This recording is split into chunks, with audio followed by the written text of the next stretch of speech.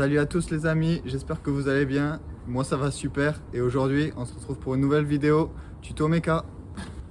Avant de commencer cette vidéo, je voulais remercier toutes les personnes qui ont liké, commenté et qui se sont abonnés à ma chaîne YouTube. Ça fait vraiment plaisir, merci beaucoup, ça donne de la force et ça m'a motivé pour m'améliorer et vous trouver des concepts qui pourraient vous plaire. Je me suis commandé une veste de vélo pour le froid, donc pour les sorties en hiver, c'est le top.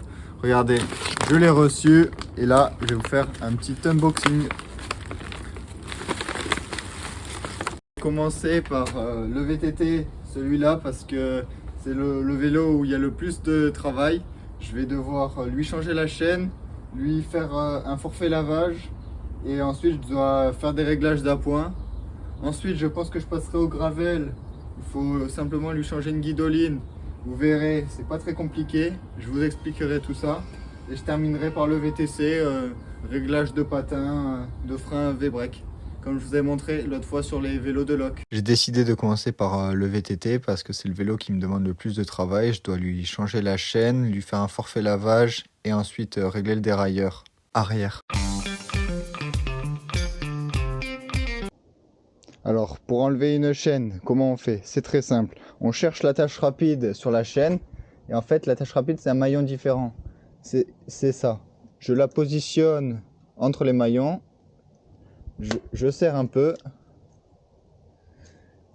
Et là, elle est sortie. Et voilà. Comme j'ai enlevé l'attache rapide, c'est plus simple. J'ai juste à tirer et ça sort la chaîne.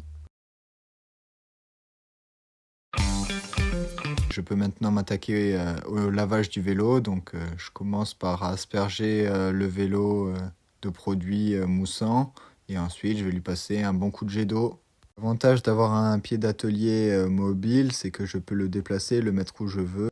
Pour que ça soit plus facile pour nettoyer, du coup, j'ai pris mon multitool. Normalement, je dois prendre une clé de 5 pour démonter le dérailleur. Il faut dévisser la vis qui est fixée sur la patte de dérailleur et ensuite je peux déconnecter le câble et comme ça je suis libre pour passer du dégraissant sur la cassette et les galets. Ensuite j'utilise une brosse spéciale, celle que j'ai dans les mains, pour nettoyer la cassette. Une fois que j'ai terminé de tout nettoyer, je peux remonter le dérailleur. Pour calculer la bonne longueur de chaîne, on place la chaîne sur le grand plateau et sur le grand pignon de la cassette et on relie les deux. J'ai vu que je devais enlever 4 maillons de ma chaîne qui étaient en trop. Du coup, je prends le dérive chaîne, c'est l'outil que j'ai dans la main. Je la positionne de manière à pouvoir enlever le rivet et je le pousse vers la sortie. Une fois que j'ai ma nouvelle chaîne dans les mains, du coup, je commence par positionner la chaîne dans l'espace qui lui est prévu sur le galet inférieur de la chape. Je remonte vers le galet guide. Ensuite, je passe la chaîne sur le dernier pignon de la cassette et je vais relier au plateau. Et ensuite, j'attrape mon attache rapide. Et l'attache rapide, je prends la pince que j'ai dans la main, je la positionne entre les dents. Et après, je force vers l'extérieur. Et une fois que j'entends le clac, c'est bon.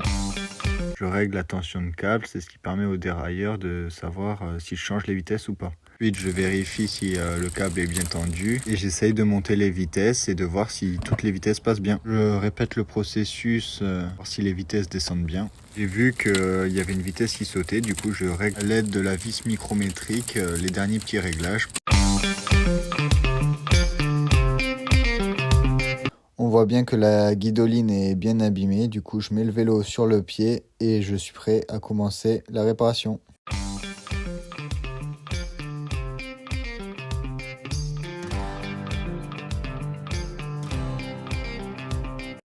Allez hop, on décroche toute la guidoline et on se retrouve après dès que j'ai tout viré.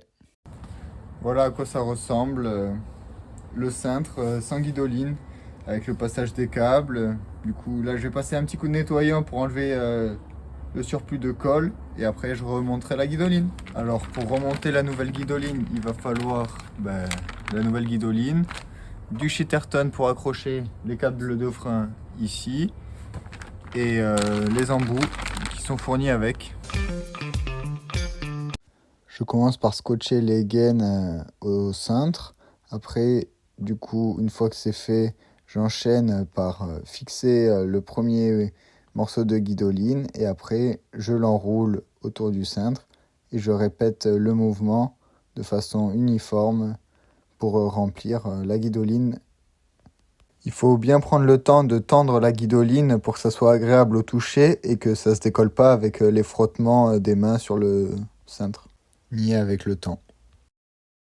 Donc là, j'ai fait toute la première partie. Ensuite, je m'attaque au 8. C'est la partie un peu la plus compliquée. Du coup, j'ai l'impression que je m'en suis bien sorti.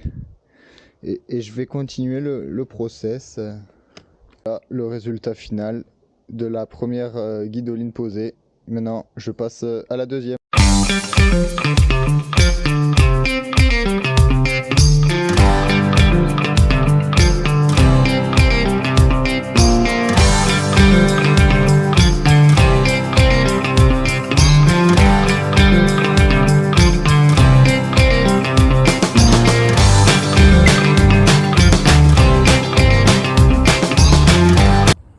Hop, là vous le voyez, c'est terminé, c'est tout beau, tout clean.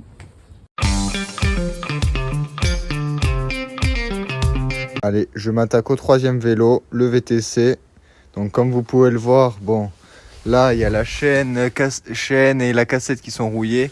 Mais bon, il y a le câble qui sort. Mais le client m'avait demandé seulement de faire un changement de patin, de frein arrière et un petit réglage de frein avant parce que c'est un vélo qui sert que pour aller acheter du pain.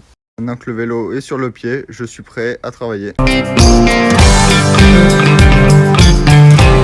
J'ai commencé par démonter les patins. Ensuite, du coup, là vous pouvez le voir, qui sont complètement morts. Il n'y a plus de gomme pour freiner contre la jante. Gaine dans la vis. Et donc là, on voit bien la différence entre des patins neufs et des patins usés. Si vous savez pas comment remettre des patins et remettre dans le bon ordre les écrous et la petite rondelle et tout, je vous conseille de démonter un patin et de le faire en premier. Et ensuite, vous gardez l'autre ou vous gardez la boîte où c'est indiqué.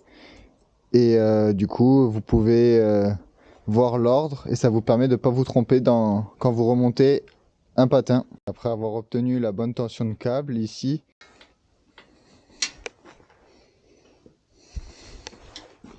ça c'est des petits réglages mais qui vont permettre d'avoir un bon freinage au final.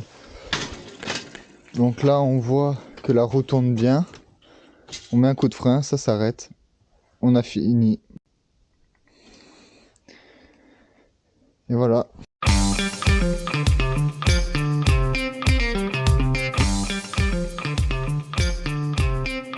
Je vais changer un câble de frein parce que mon pote s'est fait sectionner son câble de frein avant au lycée. Un truc de fou. En 15 ans de carrière, j'ai jamais vu ça. Donc, je vais vous montrer comment on fait pour changer un frein. Enfin, remplacer un frein du coup. On insère le nouveau câble dans la goupille. On referme. Et on resserre le contre-écrou de la vis micrométrique.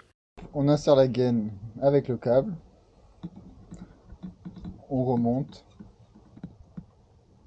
Et on tire une fois que c'est en bas. On l'insère dans la vis.